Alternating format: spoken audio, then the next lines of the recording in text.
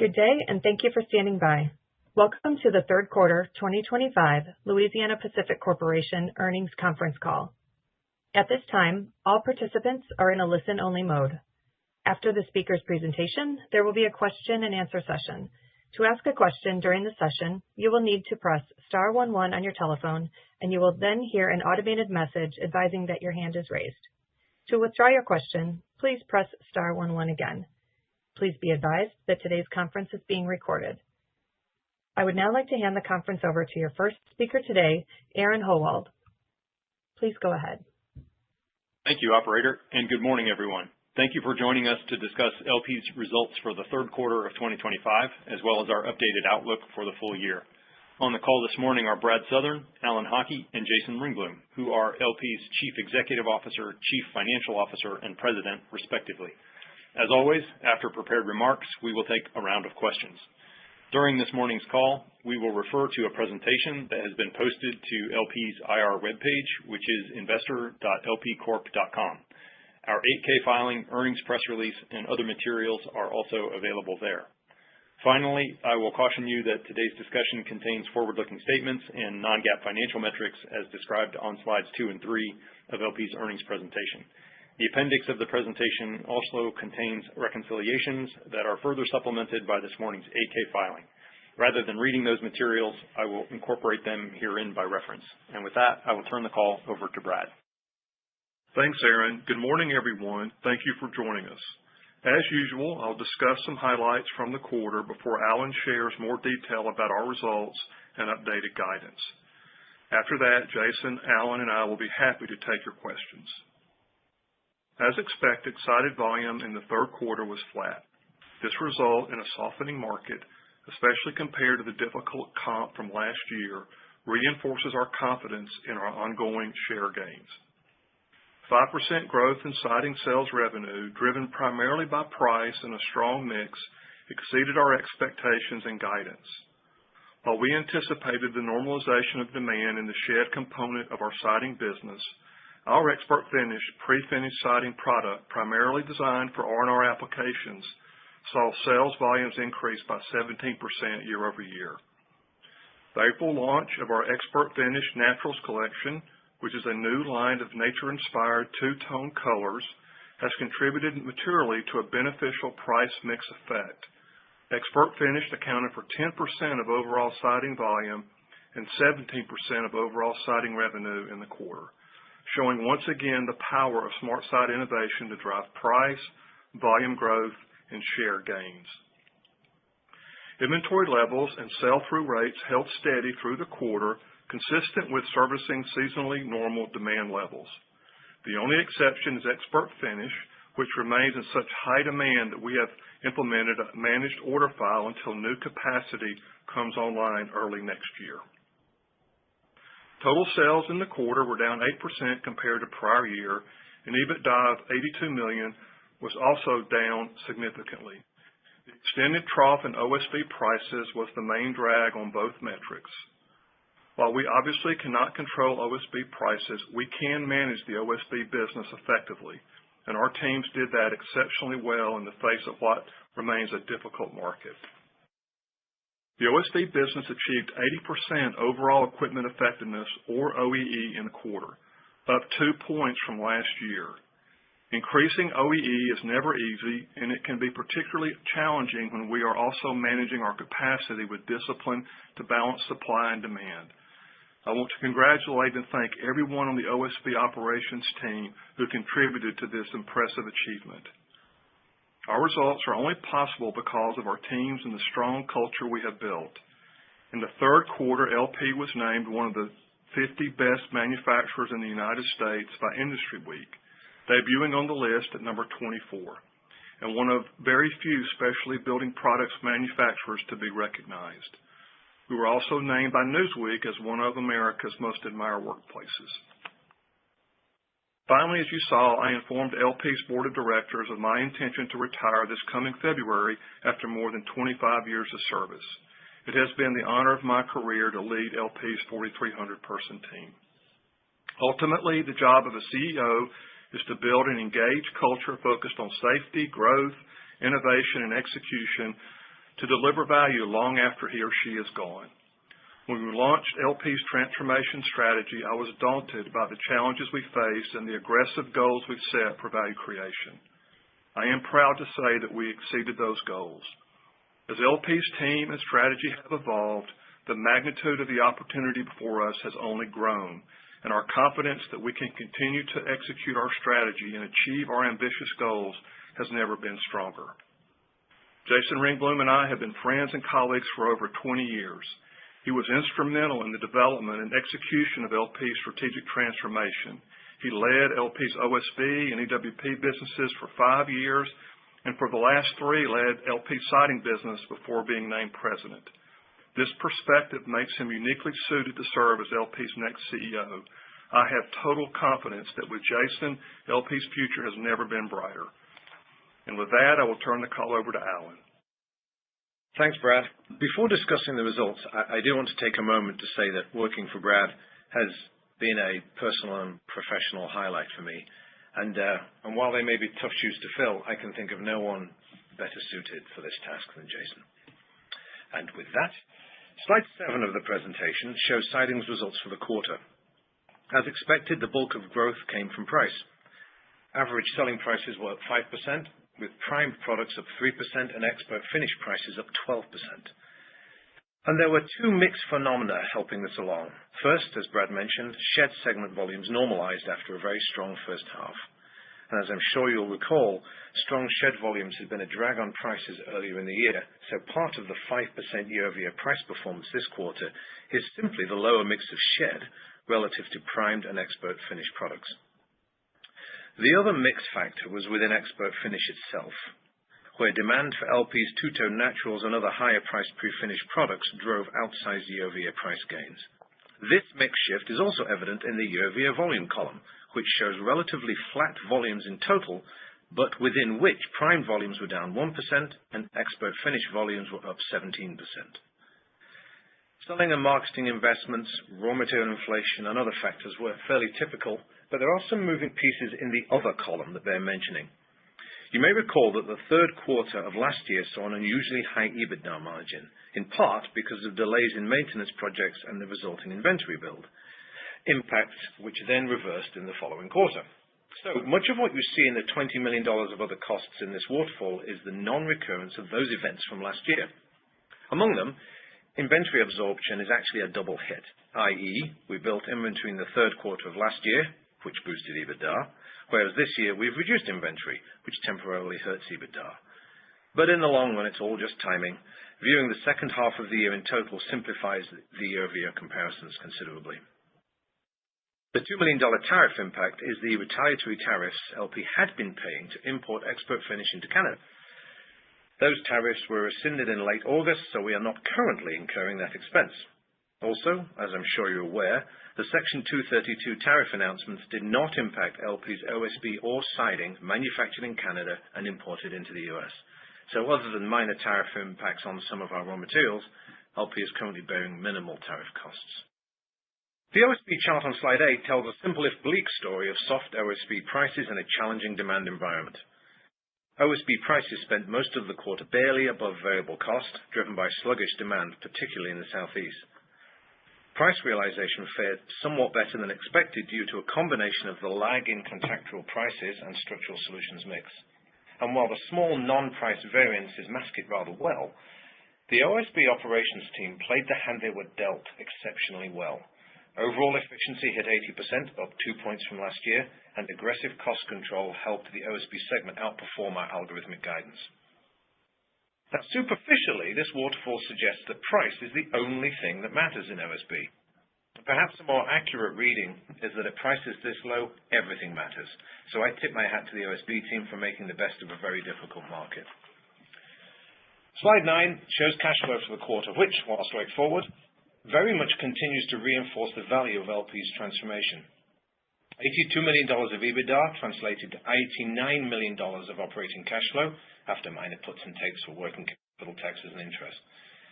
We invested $84 million in CapEx to support growth of expert finish and structural solutions, as well as to ensure that our plants continue to operate safely and efficiently. And after $19 million in dividends, we ended the quarter with $316 million in cash and over $1 billion of liquidity, including our undrawn credit facility. Which brings us to guidance on slide 10. Regrettably, OSB prices have scarcely moved since the last call, so our fourth quarter OSB guidance has only slightly improved. The beneficial lag factors that helped the third quarter have dissipated given how long prices have remained in the doldrums, so all else equal, price realization in the fourth quarter will likely provide less of a tailwind than it did in the third. The resulting $45 million of EBITDA loss in the fourth quarter and break even for the year are, as always, algorithmic projections of current prices and utilization. For siding, we reaffirm our full-year EBITDA guidance of $430 million. However, for the fourth quarter, the market has continued to weaken, so we anticipate slightly softer growth. We still expect a year-over-year revenue increase in the coming quarter, but of about 3%, and this mostly from price. And much like the third quarter, we expect an outsized contribution from Expert Finish to both volume and price. We are therefore guiding to fourth quarter revenue of about $370 million and to EBITDA of about $82 million. Now, this slightly reduces our full-year revenue growth rate from 9% to 8% for revenue of roughly $1.68 billion, while increasing our full-year EBITDA margin guide to about 26%. Now, our South American business is also struggling with a sluggish economy, and its results are not fully offsetting our corporate overhead at the moment. Therefore, total company EBITDA for the fourth quarter and full year are both expected to be about $5 million lower than the sum of the siding in OSB. Nonetheless, our expectation for full-year total company EBITDA has actually risen by $20 million from $405 million 3 months ago to $425 million today. But we're also cutting our CapEx guidance, and there are two factors in play here. First, given the current emphasis on capacity management and cost discipline in OSB, we are deferring even more projects in OSB. In siding, we're balancing steadily improving OEE and initiatives to optimize LP's entire manufacturing portfolio against a backdrop of persistent market softness. As a result, the sense of urgency that motivated Holton's expansion as the fastest route to additional capacity is now somewhat diminished, and this makes our OSB mill in Maniwaki, Quebec, a viable candidate for conversion to siding, an option we are now exploring.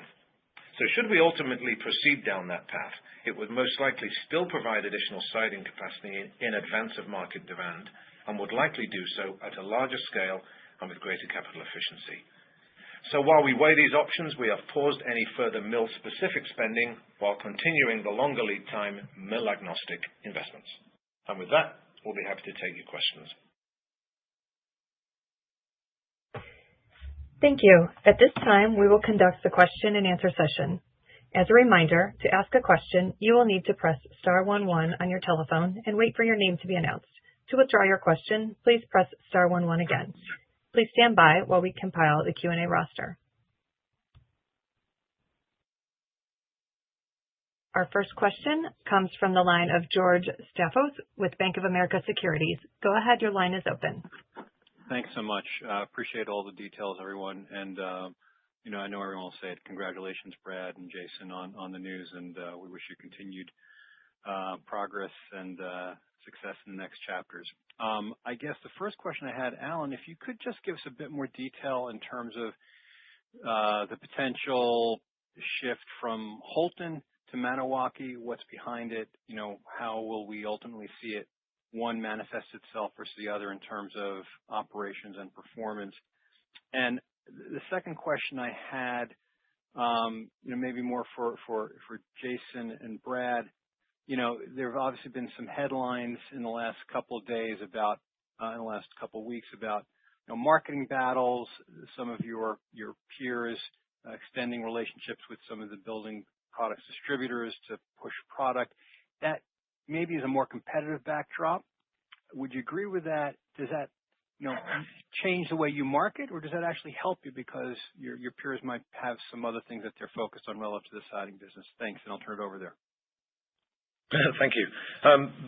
George, thanks for the questions. Before we will address your two questions, but before we get to that, I've just realized that I did misspeak slightly in my prepared remarks a moment ago when I was describing the impact of LPSA on the full year EBITDA guide.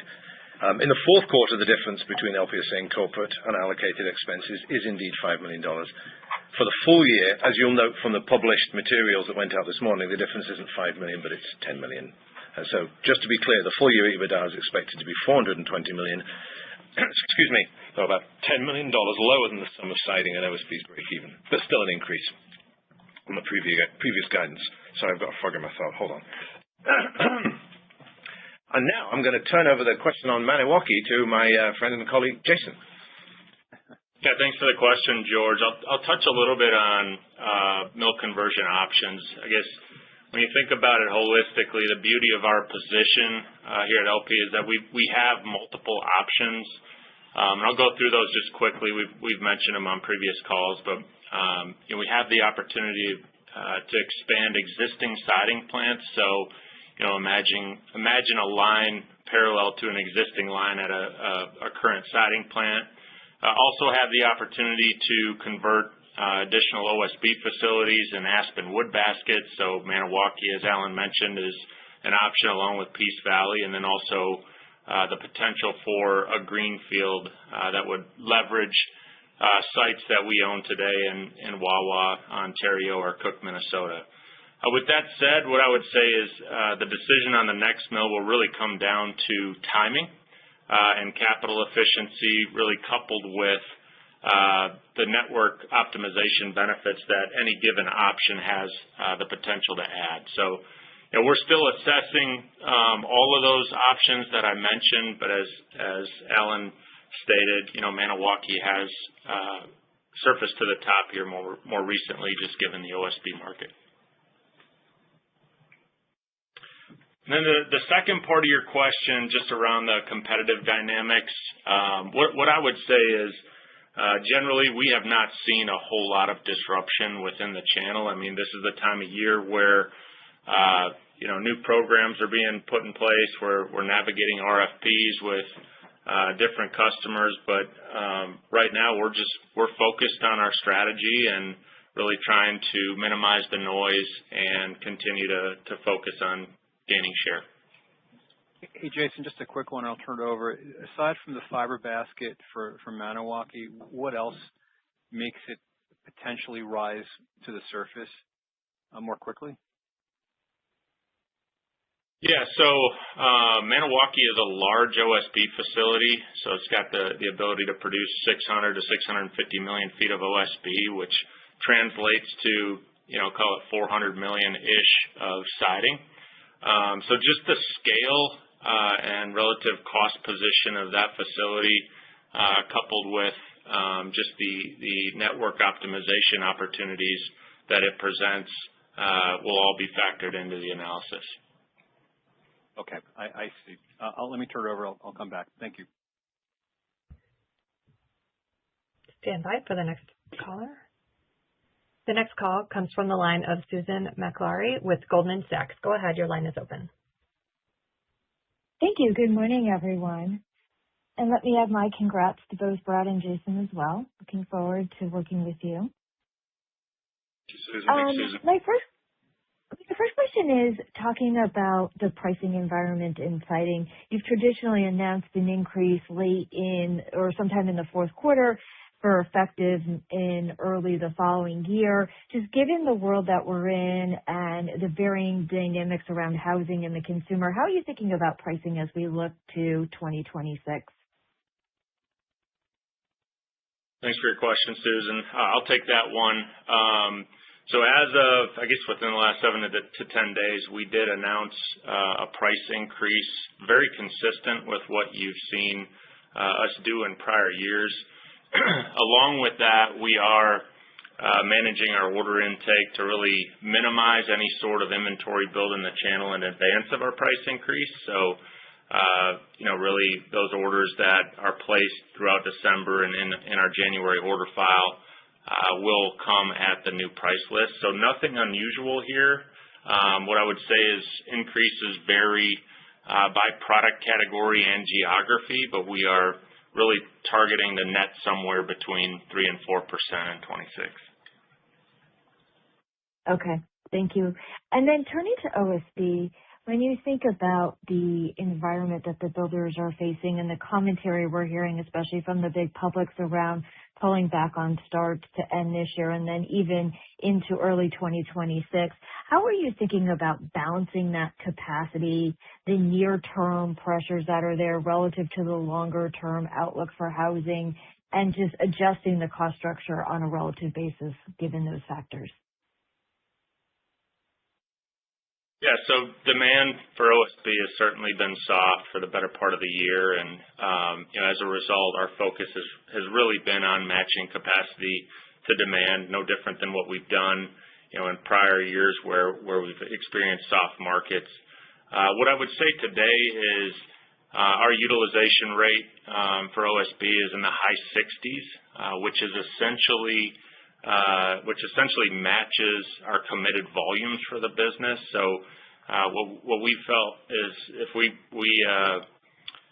sell open market wood or bring cash wood to the market, largely it ends up in lower prices. So right now we're focused on really managing costs and optimizing our network relative to the demand we see today.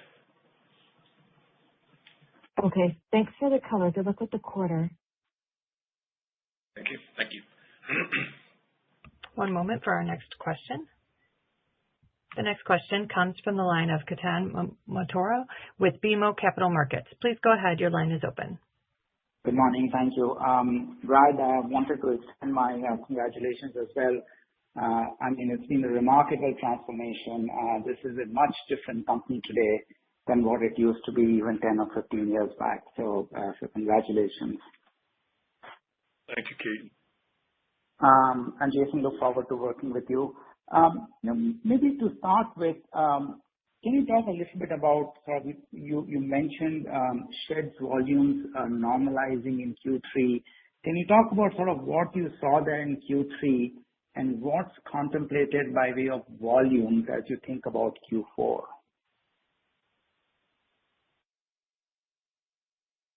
So I would say, Keaton, I'll take that one. Throughout Q3, our order intake and sell-through rates were pretty consistent. In fact, I would say they held up better than maybe we anticipated, given the broader softening in the housing and repair remodel markets. I think that's a testament really to our commercial team and our focus on innovating around the needs of our end user customers, specifically expert finish, smooth siding, naturals, as Brad mentioned, being great product additions that have helped offset the weakness in some of the market segments we play in. Specific to shed, what I would say is, yes, business has normalized in that segment, but we were up year over year. So we're very pleased with the progress we continue to make in that particular segment. And we see that continuing going into Q4 as well. Really where the softness resides is more in the new construction segment, particularly in the southern markets. And we see a little bit more resilience in repair remodel, especially in the northern markets where we have a more dominant share position. Jason, I'll just add to that. Sorry, Keaton. I'll just add that historically we've kind of seen a bit of seasonality in the shed business where our distributor partners and the shed builders tend to build some inventory in anticipation of spring and summer sales, and that kind of backing off as we get through the summer. And I think what we saw seasonally in shed is pretty consistent with the historic trends that have driven our order file in the past. Got it. No, that's helpful. And then just one more question. It seems like you are also sort of in the way you are selling sort of your siding products and your OSB products. It seems like there is some transition happening where you're trying to align both these products and sell it, kind of more as a bundle. Can you talk to sort of what is driving that move and what kind of reception you're getting with your customers? Yeah, I'll take that one, Keaton. Appreciate the question. So back in April, we announced the integration of our OSB and siding businesses, and really the main reason for that was to better leverage our resources and better leverage the breadth of our product portfolio in the marketplace. So you're right, we are, working on some bundling of programs to help us execute our segment strategies in all areas that we play in. But I would say we're still very much in the infancy stage of that process. We've made some good progress in the big builder segment, but it's still an area we're exploring largely. Got it. No, that's helpful. I'll jump back in the queue. Good luck. Thank you. Thank you. One moment for our next question. The next question comes from the line of Sean Stewart with TD Cowen. Go ahead. Your line is open. Thanks. Good morning, everyone. I'll extend my congratulations to both Brad and Jason as well. I want to follow up on the Maniwaki pivot. Can you give us a sense of the timeline to at least start this project and when you think it might be producing siding product? And attached to that question, does the Section 232 determination, which exempts OSB and siding from Canada, does that factor into the decision at all? And I guess broader perspectives, the determination on Section 232 sort of left it open-ended that the administration can consider changes to the assessment as time unfolds. I guess the short question is, are you comfortable that this will be a permanent exemption for OSB and siding from Canada? I'll leave it there. Yeah, Sean, this is Aaron. I'll take the 232 component of that question. I don't think anybody's comfortable that policies are current in the current administration, but I will say that the decision to shift to Maniwaki, should we make it, will be a long-term decision based on our long-term expectations about the evolving OSB and siding markets. The current situation for the 232 tariffs is that neither of those products is subject to a tariff importing it from Canada into the United States. And perhaps a less understood component of the 232 discussion is that the importation of some heavy equipment categories into the United States is less favorable than it is into Canada currently. So, for example, if we were to acquire a press or other large equipment for a conversion of an OSB plant in Canada, we would be able to import that equipment at a lower cost into Canada than into the U.S. Because of those tariffs. I would like to stress, though, that would be a potential benefit, but it's not a reason. Right, exactly. Yeah, the 232 issue is not the decision maker. It is noise that currently is a net benefit, yes.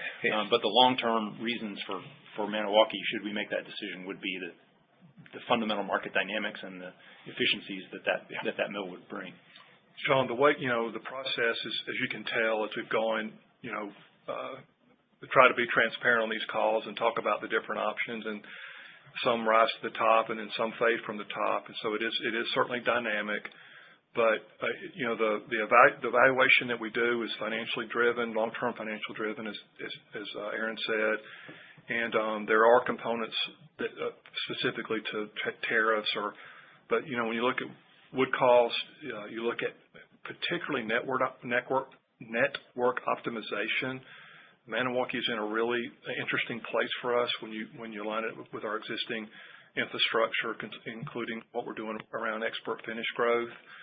And so, as we continue to do the evaluation over the next several quarters, we'll continue to evaluate all options in the face of a good, strong financial analysis. And then when we get ready to present to our board, that's when the rubber hits the road around, crystallizing around one facility and being able to explain, from a return standpoint, why that one was chosen. So more to come on that, but we did think it was worth mentioning Maniwaki as a prime candidate, or perhaps the prime candidate right now, given that we haven't talked about that much in the past. Understood. And maybe just one follow-up there, Brad. Part of this reordering of the options is the extent to which OSB markets unraveled here the last several months. I mean, you positioned this as it's a long-term decision based on optimization of the fiber basket, the portfolio you have. Is there any read-through on you view this OSB downturn as potentially extended beyond what we would normally see, and you're considering Maniwaki in that context as well? This could be a longer trough than we're accustomed to seeing for OSB? No, we were not intending to signal that at all. I mean, certainly the near-term outlook for OSB is pretty abysmal, but we believe in the business in the long term.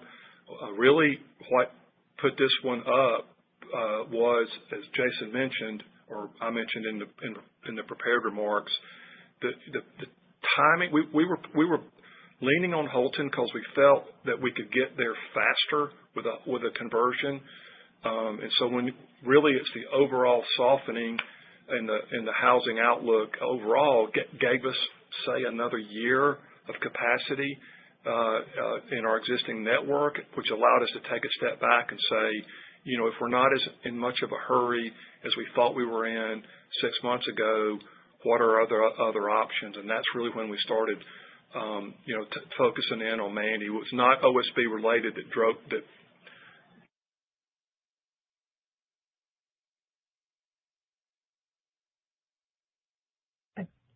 Stand by, please. I believe your mic just went out for a minute.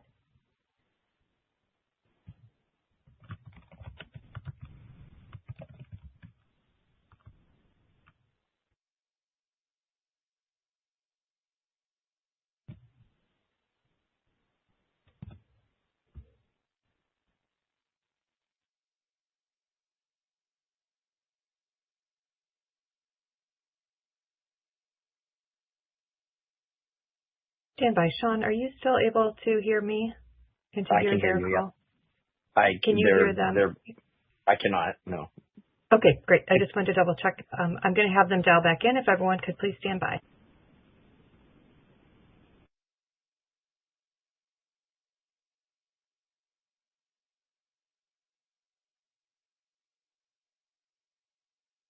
Please stand by for a moment while we get everyone reconnected.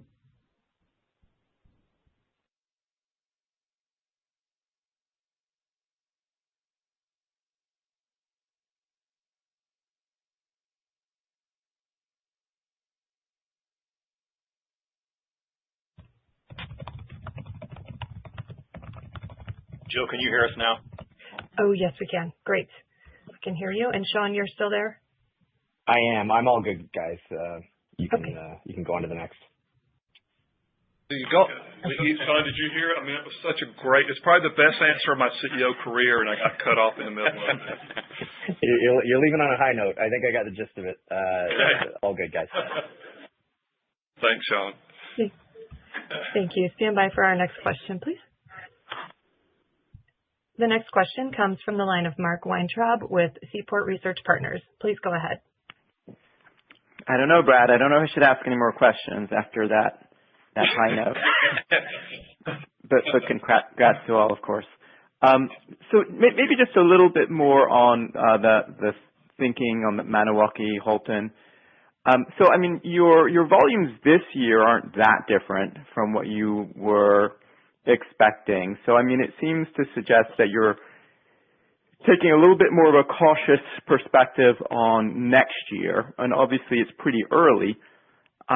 Maybe help us think that through a little bit. And when you say several quarters, does that mean you're kind of thinking it's like you don't need it for close to a year later than what you would have initially anticipated wanting the volume up?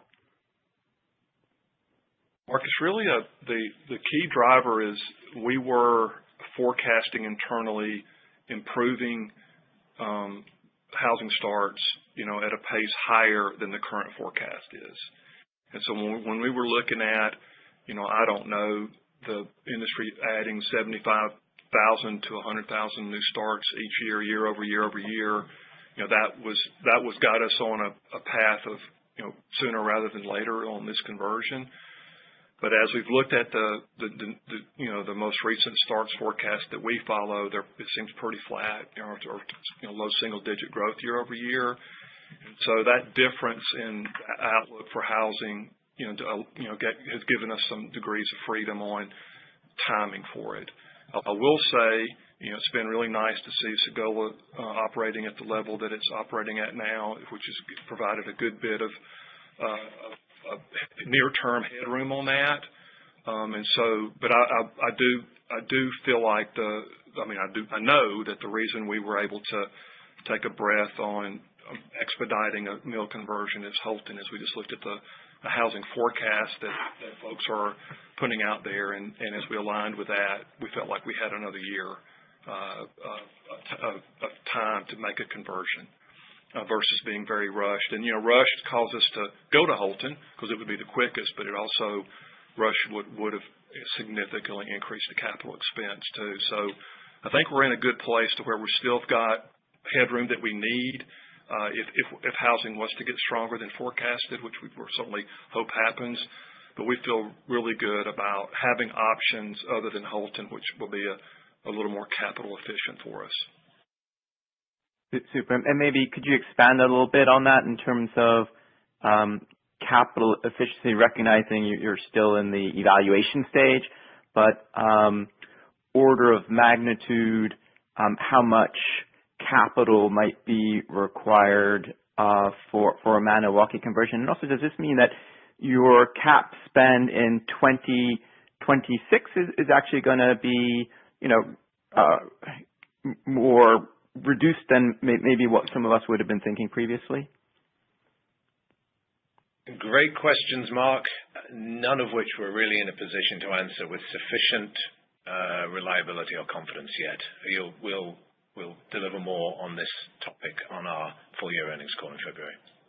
Fair enough. Great question, but sorry, we're just not in a position to answer. Understood. And then just last, if I could, so with the sheds business, obviously it had been quite weak last year, much stronger this year.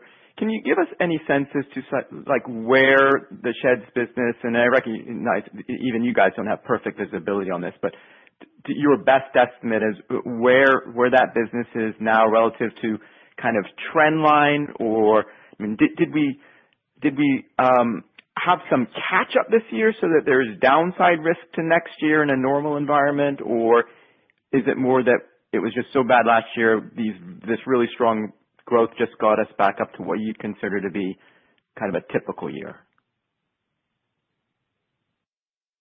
Yeah, I'll take that one. So what I'd say, there was a fair amount of pull forward demand in shed during COVID. So our business was very strong those years, and to some extent, we supported that segment to a higher degree than others while we were on a managed order file. That pullback that we felt in late 23, 24, I think was a result of that. We've seen the shed business return back to normal levels, if not maybe a hair better. A lot of the fabricators that we talk to are saying their business is up, a couple points relative to kind of a normal rate. So we feel good about that business, and it's been very consistent for us through the years, and feel good about opportunities we have to improve our share position there as well. Thanks so much, and congrats both again. Thank you. Thanks, Mark. One moment for our next question. The next question comes from the line of Kurt Yinger with D.A. Davidson. Go ahead, your line's open. Great, thanks, and congrats, Jason and Brad. I just wanted to go back to some of the comments just around the fourth quarter siding volumes. Can you just talk about what you're hearing from your customers in terms of maybe a little bit of demand degradation, and then how perhaps managing inventory levels and the price increase factored in, if at all? Yes, thanks, Kurt. I guess I said this earlier, but the process is very consistent with what we've done in prior years. We look at historical purchases, kind of where demand is trending, and then come up with allocations for our distributor partners, and then obviously work with them closely through that process. If they're communicating that they're going to short a customer on the other end, by no means will we hold them to that allocation specifically. So it is pretty fluid in nature, with the end goal being not to increase channel inventories as we go into the new year and work through a price increase. So far, I think that's been well received, and there are customers that are certainly asking for more, but that's something that we closely manage on a week-to-week basis. Okay, that's helpful. And then just looking forward to 2026 a little bit, I mean, what areas of the siding portfolio do you maybe have the highest conviction or visibility to at this stage in terms of delivering kind of above market growth and continuing the momentum? And separately, from a marketing or channel standpoint, kind of what are you most focused on there in terms of strengthening your position with different channel partners and whatnot? Thank you. I'll take that one as well. What I would say is, we've got very focused segment strategies for new construction, repair, remodel, and then offsite, which includes shed and manufactured housing segment. And those are three segments that we will be relentlessly focused on improving our share position in. And we're investing resources in all three pretty equally, maybe a little bit heavier in repair, remodel. But we feel like there's an opportunity to continue to take a half point to a point of share of the addressable market on an annual basis as we think about the future.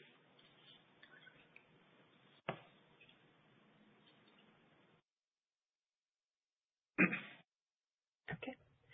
Stand by for our next question, please. The next question comes from the line of Adam Baumgarten with Vertical Research Partners. Please go ahead. Hey guys, thanks for taking my question. Just on expert finish, can you kind of update us on where margins are there, especially with the managed order file currently? Margins still have they're good, but they still have a long way to go under this kind of circumstances. So again, I still see both outsized. We've certainly had outsized price increases on expert finish, and we're making progress on the cost side. So I think the future is bright for continued margin increase, but they're still lagging fundamentally our primed offering. So there's nothing but opportunity there. Okay, great. Thanks, guys.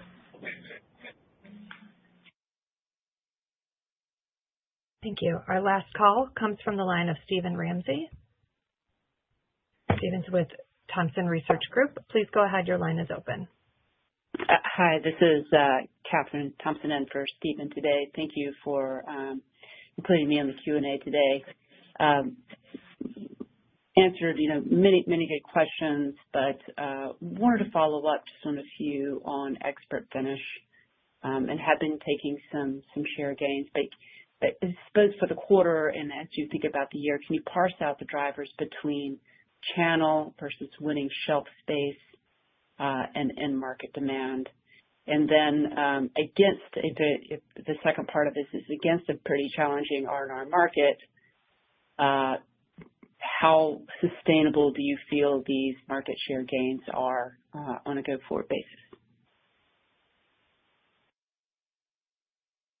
I'll take that one, Catherine. So we're very pleased with the growth that we've seen in expert finish after getting into the pre-finished business. I think it was back in 2020. We are on a managed order file right now, but we have incremental capacity coming online at the end of Q1, early Q2 next year in the neighborhood of 50 to 70 million feet.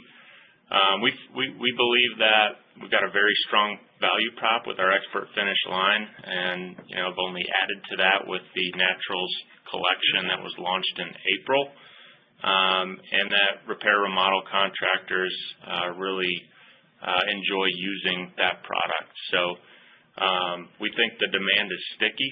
Obviously, you need to get the contractor to get placement in the channel with our dealer partners.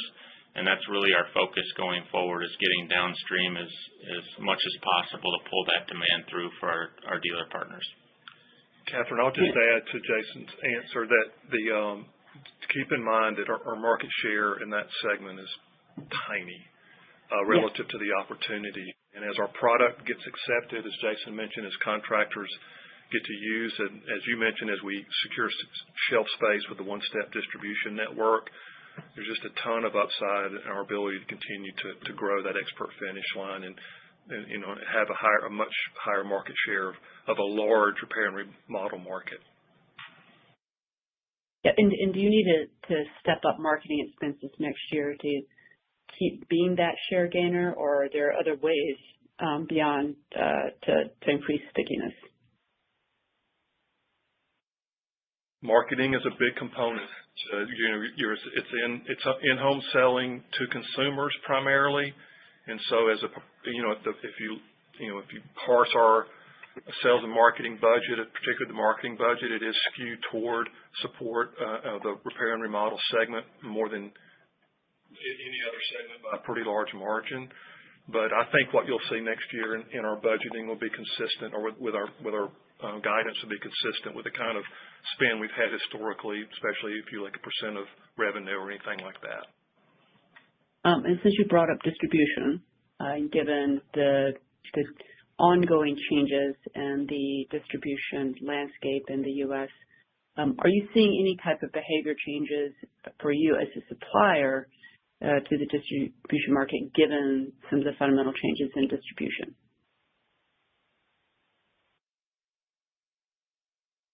Yeah, I would say right now, we're very pleased with the partners we have from a two-step distribution perspective, and that those relationships are on very solid footing, and we look forward to continuing to work with our partners, but no real significant disruption, no. Okay, great. Thanks so much, and best of luck, and congratulations. Thank you, Catherine. One moment, please. One additional question comes from the line of Mike Roxland with Truist Securities. Please go ahead. Your line is open. Yeah, thanks, Brad, Jason, and Aaron, for taking my questions. And I'll just echo what everybody else has said. Brad, congrats on your upcoming retirement. Well deserved. And Jason, congrats on the new role. A lot of my questions have been addressed, but I just wanted to ask if you could give some more color around volume growth by end market in terms of single-family R&R and sheds and manufactured housing in 3Q.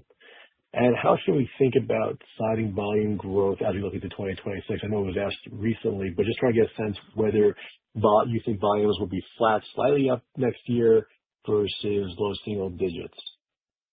Thanks. So I'll touch on the first part of the question, just looking at Q3 versus prior year by segment. As I mentioned earlier, even though shed volume came off slightly versus Q2, it was up year over year more than the other two segments. Repair remodel was second strongest, as evidenced by our performance in our expert finish business or line. And then single family, I think it was a mixed bag. We had decent volume in some of our core markets, but in the southern markets that are dominated a little bit more by the big builder, and are stressed by some affordability challenges and just consumer confidence in general, that was our weakest segment in the quarter.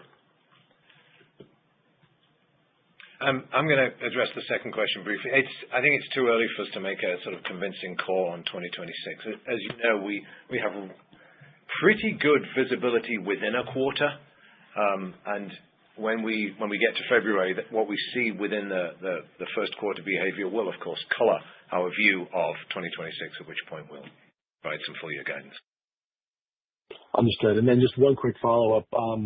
If you see housing rebound more quickly next year than you're now expecting, what levers do you have available to meet that increased side demand now that you're pushing out some of your capital projects? Plenty of capacity. We can add shifts in existing facilities. So, yeah, we will have no problem responding to almost any imaginable demand scenario over the next couple of years in either of our businesses or South America. Got it, guys. Thank you. Okay, thank you. Welcome. Thank you. This does conclude the question and answer session. I would now like to turn the call back to Aaron for closing remarks. Okay, thank you everybody for joining the call. We'll look forward to continuing the conversation and follow-up calls later today and conferences throughout the quarter. Thank you very much. Thank you for your participation in today's conference. This does conclude the program. You may now disconnect.